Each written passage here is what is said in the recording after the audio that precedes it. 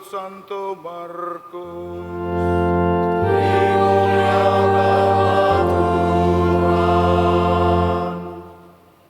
Pada awal karyanya, Yesus beserta murid-muridnya tiba di Kapernaum. Setelah hari Sabat mulai, Yesus segera masuk ke dalam rumah ibadat dan mengajar. Orang-orang takjub mendengar pengajarannya, sebab ia mengajar mereka sebagai orang yang berkuasa, tidak seperti ahli-ahli Taurat. Pada waktu itu di dalam rumah ibadat mereka ada seorang yang kerasukan roh jahat. Orang itu berteriak, "Apa urusanmu dengan kami, hai Yesus orang Nazaret? Apakah engkau datang untuk membinasakan kami? Aku tahu siapa engkau, yang kudus dari Allah." Tetapi Yesus membentaknya, "Diam, keluarlah dari dia." Roh jahat itu mengguncang-guncang orang itu, dan sambil menjerit dengan suara nyaring, roh itu keluar dari dia. Mereka semua takjub, sehingga mereka memperbincangkannya, katanya, "Apa ini?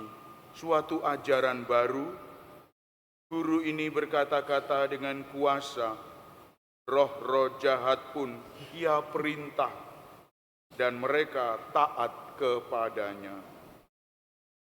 Lalu tersebarlah dengan cepat kabar tentang Yesus ke segala penjuru di seluruh daerah Galilea. Demikianlah Injil Tuhan. Terpujilah Kristus.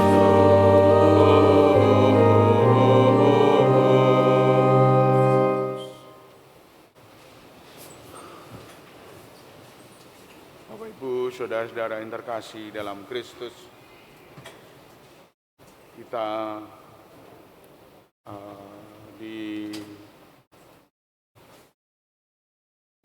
disuguhkan pada refleksi ini, yaitu tentang Yesus yang mengajar dengan penuh kuasa, dengan wibawa.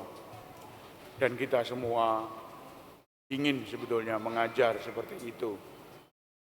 Tetapi sebelum pengajaran ini, Yesus membuat mujizat-mujizat.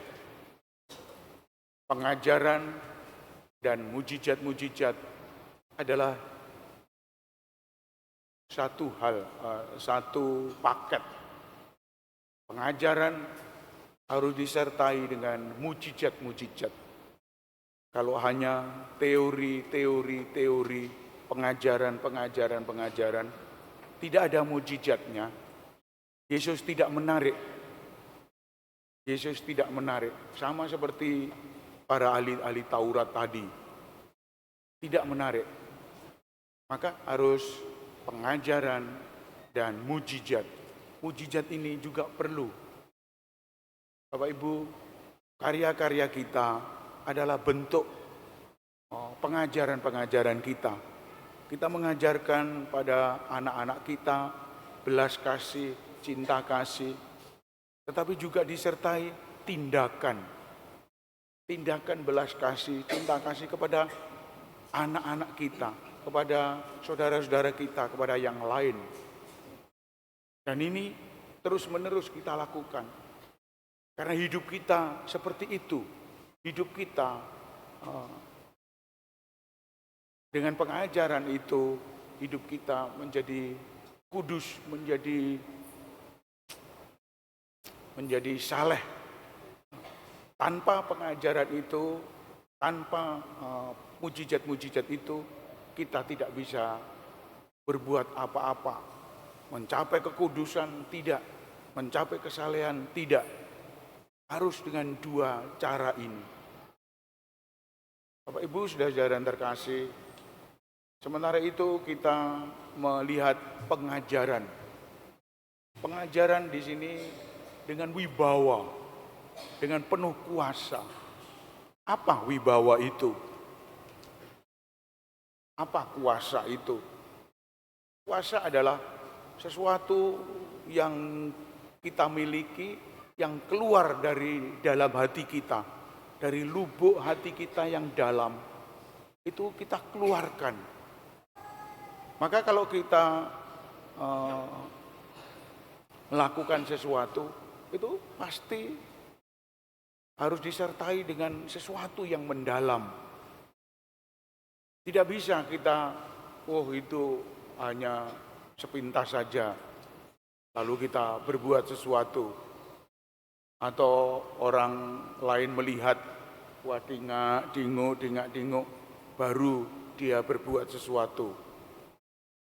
Tetapi orang yang berbuat sesuatu harus cepat, harus spontan, harus terampil.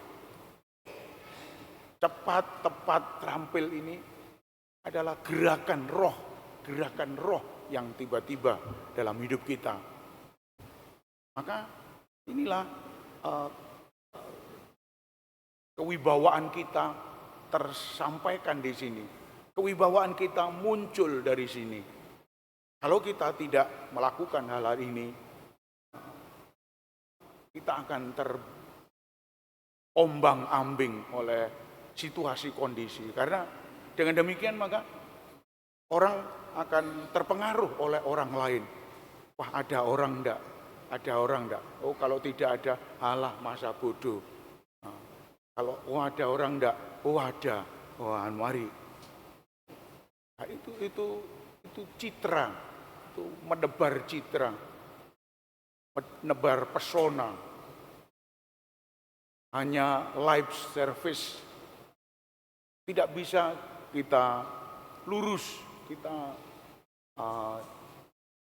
jangkau dalam kacamata kita. Maka Bapak Ibu, kalau kita melakukan sesuatu harus spontan, harus tiba-tiba, harus ujuk-ujuk, tiba-tiba ujuk-ujuk. Ada orang di sana jatuh, kita tolong, langsung ditolong.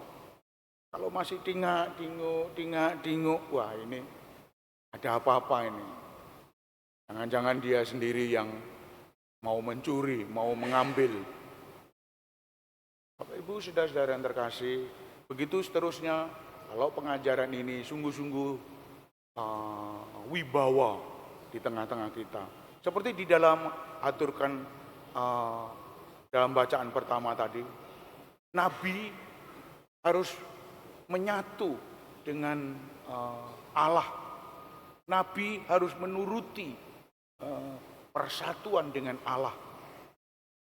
Nabi tidak hanya biasa saja. Dahulu orang Nabi itu harus mendengarkan sabda Tuhan. Opo yo, oh iya ini, opo yo ini. Kalau itu tidak peka akan hatinya, suara-suara itu akan hilang. Suara-suara itu akan sirna, berlalu begitu saja. Allah opo itu. Tapi bagi kita yang dihinggapi zaman sekarang ini harus peka dengan situasi ini. Oh, anakku meler. Oh, ini harus ini ada sesuatu yang salah ini. Oh, anakku ingusen terus. Ono apa iki? Oh, anakku kok nangis. Ono apa iki? Nangis. Orang tua seperti itu harus cermat, harus bukan tidak dihiraukan. Allah kamu rewel, Allah kamu itu manja, Allah kamu itu tidak memperhatikan mama. Mama itu sudah capek di sana sini, papa ini sudah capek bekerja, kamu kok rewel. Bapak Ibu, saudara-saudara yang terkasih, anak yang seperti itu harus diperhatikan. Ada apa ini? Mungkin minta sesuatu yang tidak kesampaian. Mungkin dia diganggu oleh teman-teman sekolahnya. Mungkin tidak kesampaian disampaikan. Maka Bapak Ibu, kita harus peka akan situasi ini. Karena itu Bapak Ibu, saudara-saudara yang terkasih, Nabi harus dekat dengan Tuhan, karena Tuhan adalah sumber informasi. Kalau zaman kita sekarang sumber informasi apa? Dalam hati kita, suara hati, suara yang bening. Yang itu memunculkan sesuatu. Oleh karena itu Bapak Ibu, kita harus jeli melihat anak-anak ini seperti itu. Dan selanjutnya kita dibimbing oleh Roh untuk masuk dalam kedekatan dengan Tuhan. Kalau kita tidak dekat dengan Tuhan, maka tidak mungkin kita melakukan sesuatu yang mendalam. Paling-paling ya, wah ada tabrakan, oh ya biasa itu. Oh ya biasa itu. Oh ada yang jatuh, oh ya sudah biasa. Tapi kalau kita memperhatikan roh yang bergerak, oh jatuh, oh ini pasti ada sesuatu yang salah, ini yang salah, ini yang salah. Oh ada sesuatu yang tidak dihiraukan oleh orang-orang, oh ini yang tidak dihiraukan, ini yang tidak dihiraukan. Begitu seterusnya Bapak Ibu, kita memperhatikan kondisi-kondisi masyarakat dengan semacam ini. Kita tidak bisa lalai terhadap hal-hal yang kejadian-kejadian di masa sekarang ini. Harus PK, harus menyertai Tuhan Yesus. Tuhan Yesus sehingga dia bisa roh jahat bisa tunduk kepadanya. Karena dia PK akan suara hati Tuhan. Oh ini pasti orang-orang yang bermusuhan dengan saya. Ya dia harus didiamkan dulu. Setelah didiamkan lalu ditanya, ada apa? Kamu butuh apa? Kamu butuh apa? Dan seterusnya, dan seterusnya. Sehingga terselesaikan. Tidak orang jahat lalu selesai. Tapi berhari-hari. 1 hari, 2 hari, 3 hari, dan seterusnya. Oleh karena itu Bapak Ibu, saudara-saudara yang terkasih, marilah kita mengaturkan syukur kepada Tuhan bahwa kita diberi kepekaan. Kita diberi kuasa oleh Tuhan untuk menangkap arti makna gejala-gejala di dunia ini. Kita harus merespon. Kita harus berbuat sesuatu. Kejadian-kejadian itu bukan tanpa sebab, bukan tanpa halang. Itu adalah tujuan Tuhan untuk membuat diri kita PK. Maka kita kalau PK, kita akan kudus, kita akan saleh, kita akan murni. Bapak Ibu, saudara-saudara yang terkasih, itulah yang sempat kami aturkan. Kita masih banyak hal-hal yang lain dalam hidup sehari-hari.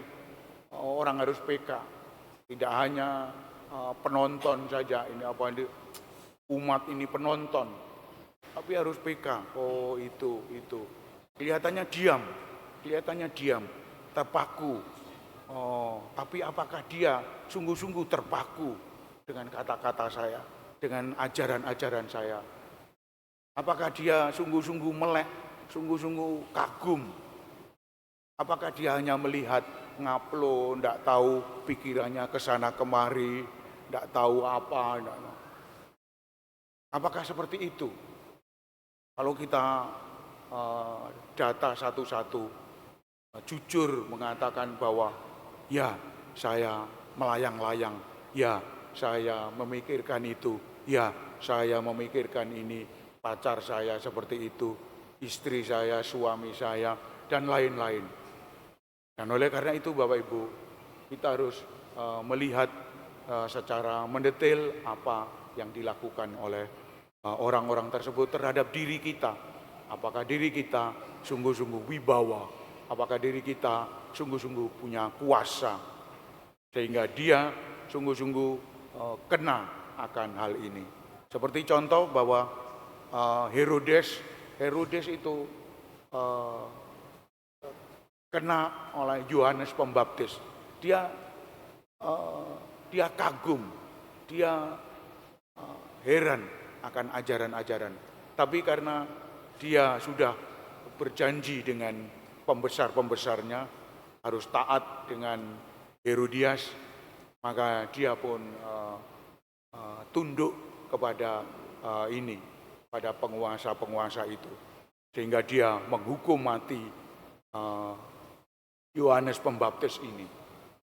Kita seperti itu, kita PK akan ajaran-ajaran, tetapi setelah itu tidak berbuat apa-apa. Kita PK akan sesuatu yang indah-indah, tapi tidak berbuat apa-apa. Oleh karena itu, Bapak Ibu, marilah kita hening sejenak, kita mohon kekuatan untuk mendengarkan suara-suara Tuhan.